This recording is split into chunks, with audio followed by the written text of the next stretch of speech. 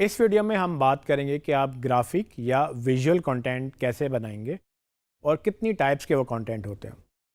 पहले मैंने आपसे जिक्र किया था कि आप किस तरह से डिफरेंट तरीके से लिख के कंटेंट क्रिएट कर सकते हैं।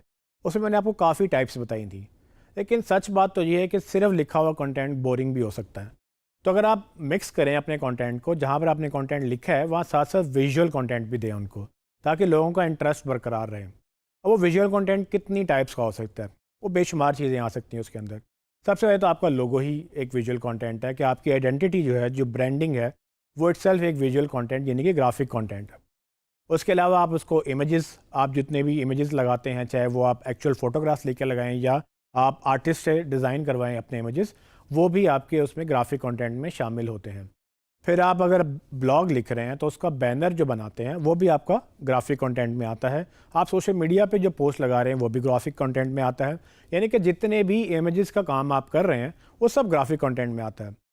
अक्सर लोग तो ब्रोशर बनाते हैं, कुछ प्रिंट करवाते हैं, लेकिन डिजिटल में अगर ब्रोशर, हम डिजिटल ब्रोशर की बात करें तो वो भी ग्राफिक कंटेंट है। बट ऑफ कोर्स उसके साथ खाली ग्राफिक्स नहीं, ग्राफिक्स के साथ रिटर्न टेक्स्ट भी चलेगा।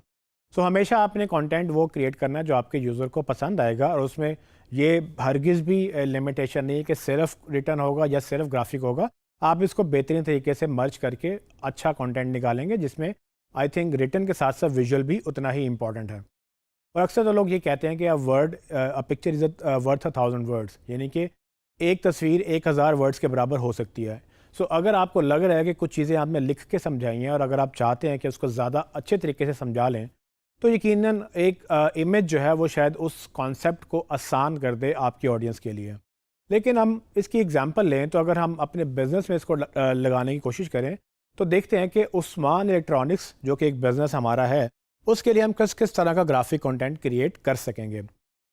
सबसे पहले तो हम लोगों की बात करेंगे, यानी कि उस्मान इलेक्ट्रॉनिक्स का कोई ना कोई लोगो होगा। उसमें आप एक ब्रांड आइडेंटिटी क्रिएट करेंगे जो कि यूनिक होगी। आपका लोगो ऑफ कोर्स आपका होना चाहिए, वो किसी की कॉपी नहीं होना चाहिए, क्योंकि आपकी एक यूनिक आइडेंटिटी है। और दुनिया में आप देखेंगे कि मुश्किल ही से कोई जो है ना लोगों में सिमिलैरिटी होती है, वरना आम तौर पे ज़्यादातर लोगो यूनिक होते हैं और हर लोगो अपने बिज़नेस की कोई ना कोई चीज़ एक्सप्लेन कर रहा होता है कि वो किस चीज़ में बिलीव करते हैं।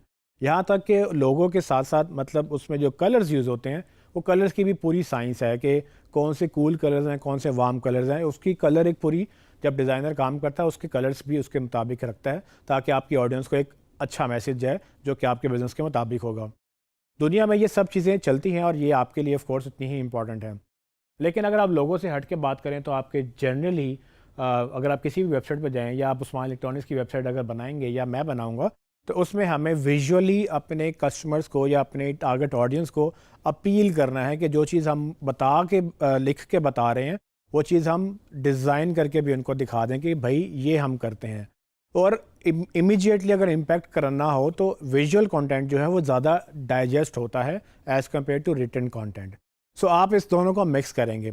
अगर मैं एग्जांपल लेता हूँ तो मेरी वेबसाइट के जो पेजेस हैं, हर पेज का एक बैनर तो लाजमी बनना चाहिए, ताकि लोग जब उस पेज पे जाएं तो उसको एक आइडेंटिटी मिले कि अच्छा ये सर्विस का पेज है या प्रोडक्ट का पेज है, या होम पेज में एक जनरल मेरा एक स्टोर का व्यू आ सकता है कि हम कौन है, हम क्या करते हैं। अक्सर लोग तो एक से ज़्यादा भी इमेजेस बनाते हैं। आपकी टीम के इमेजेस आ सकते हैं, आपकी कंपनी के इमेजेस आ सकते हैं। उसके अलावा आप अपनी कैटेगरी के इमेजेस बनवा सकते हैं, आप अपनी प्रोडक्ट के इमेजेस बनवा सकते हैं। यहाँ तक कि आप अपनी जो टिप्स एंड ट्रिक्स आपने ब्लॉग्स में लिखी थी, उस टिप्स एंड ट्रिक्स को आप विजुअली रिप्रेजेंट करना, तो आप ग्राफिक कंटेंट में वो भी डिलीवर कर सकते हैं। तो अगर आपने इसको प्ले करना हो तो जैसे मैंने आपको पिछली वीडियो में ये बताया था कि आप अपनी गाइड्स, ई बुक्स या डिफरेंट तरह के आर्टिकल्स लिखवा सकते हैं। तो आप उनमें से छोटे छोटे चंक्स लेकर वो टिप्स एंड ट्रिक्स, जैसे आपने अगर एक आर्टिकल में 10 टिप्स एंड ट्रिक्स लिखी हैं तो उसको 10 इमेजेस में कन्वर्ट करें और बारी बारी सोशल मीडिया पे पोस्ट कर दें, ट्विटर पे पोस्ट कर दें, इंस्टाग्राम पे पोस्ट कर दें। तो आप सेम रिटन कंटेंट को विजुअल कंटेंट में कन्वर्ट कर सकते हैं। इसके अलावा ब्रोशर्स जो हैं वो एक बड़ी इम्पॉर्टेंट चीज़ है। उसमें आप अपने फ्लायर्स या ब्रोशर्स या जिस तरह से भी आप उसको प्रेजेंट करना चाहते हैं, आप उस तरह का कंटेंट डिज़ाइन करके, ताकि अगर लोगों को आपने कुछ देना है तो आप एक ब्रोशर टाइप जो डिजिटल में आप ईमेल कर सकें, लोगों को पीडीएफ के थ्रू डाउनलोड करवा सकें या अपनी वेबसाइट में कहीं पोस्ट कर सकें, ताकि अगर किसी को सारी सर्विसेज का पता करना है या सारी प्रोडक्ट्स का पता करना है या कैटलॉग बनानी है या जो भी है, वो आप एक पीडीएफ के फॉर्म में उसको या इमेजेस के फॉर्म में उसको दे सकें। सो यानी कि जो भी ट्रेडिशनल बिजनेस में आप ग्राफिकल कंटेंट क्रिएट करते हैं, ऑलमोस्ट डिजिटल में भी वही कंटेंट क्रिएट हो सकता है। अच्छा, इसके अलावा एक बड़ी इंटरेस्टिंग नई कैटेगरी पिछले कुछ अरसे से चल रही है कि आप तंज़ो मज़ाह भी कर सकते हैं, यानी कि आप बड़े फ़नी इमेजेस भी बना सकते हैं। आप अगर बिज़नेस हैं तो ज़रूरी नहीं कि आप सिर्फ सीरियस बिज़नेस ही हैं और आप कभी मजाक कर ही नहीं सकते। अगर आपने कोई कॉन्सेप्ट ऐसा देना है जो कि आपको लगता है कि एक मज़ाहिया अंदाज में जा सकता है, तो उसकी एक नई कैटेगरी आई है जिसको कहते हैं मीम।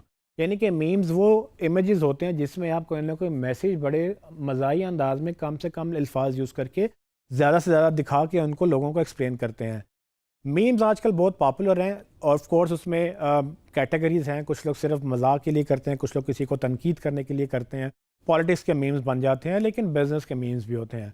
अक्सर लोग अपनी फ्रस्ट्रेशन जो है वो एक्सप्लेन करना चाहें तो उनको शायद अल्फाज ना मिले, बट एक मीम के अंदर वो अपनी एक सिचुएशन ऐसे कैप्चर कर पाते हैं कि वो अपने मैसेज को आगे डिलीवर कर सकें। बहुत सारे बिजनेसेस ने मीम्स को भी कैपिटलाइज़ किया है, मीम्स को यूज़ करते हुए अपनी मार्केटिंग को बेहतर किया है। अब आपने अगर ये अंडरस्टैंड करना है कि आपके लिए क्या बेहतर है या आपके क्लाइंट के बिज़नेस के लिए क्या बेहतर है, तो आप अपने बिज़नेस को अंडरस्टैंड करें, उसमें देखें कि अच्छा यार हम कौन कौन से कंटेंट को क्रिएट कर रहे हैं और उस कंटेंट को हम विजुअली कैसे कन्वर्ट कर सकते हैं। क्या वो एक इमेज बन सकता है, क्या वो एक ब्रोशर बन सकता है, उसके लिए हमें पीडीएफ रिपोर्ट बनानी होगी, या यानी कि उसको आपने विजुअली एक इन्फोग्राफिक बनाना है, एक बहुत बड़ा इमेज देना है जिसके अंदर लोग स्टेप बाय स्टेप अंडरस्टैंड कर लें कि अच्छा स्टेप 1 पे ये होगा, स्टेप 2 पे ये होगा, स्टेप 3 पे ये होगा। सो आपने ये डिसाइड करना है कि आपके बिज़नेस के लिए क्या बेहतर है। और अगर आपको लगता है कि आपको नहीं समझ आ रही, तो इसका एक और आसान तरीका ये है कि आप थोड़ी सी कंपेटिटिव रिसर्च कर लें। आप अपनी इंडस्ट्री में दूसरे लोगों को देखें कि अच्छा हमारे 1500 कंपेटिटर्स हैं जो कि local as well as international भी हैं।